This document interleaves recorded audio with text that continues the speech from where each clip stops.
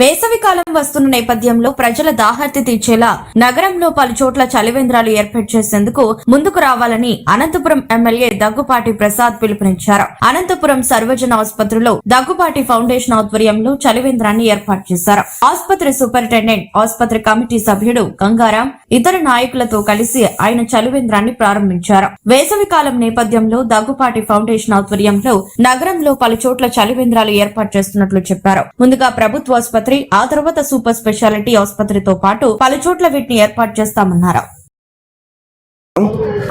ఈరోజు అనంతపురం అర్బన్ నియోజకవర్గంలో అనంతపురం టౌన్లో చలివేంద్రం ఏర్పాటు చేయడం జరిగింది.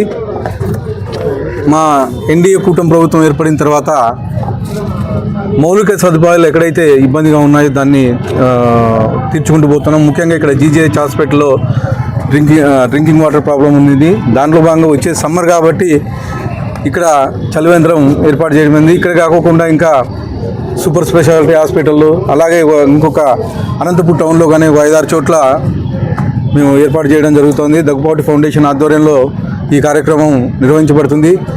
దాదాపు ఈ సమ్మర్ మొత్తం వర్షాకాలం స్టార్ట్ అయ్యే వరకు ఇది కంటిన్యూ అవుతుంది. ఇదే కాకుండా పీక్ సీజన్లో, పీక్ సమ్మర్లో ఇక్కడ చలివేంద్రంతో పాటు మజ్జిగ కానీ పంచుతామని చెప్పేసి తెలియజేయడం జరుగుతుంది.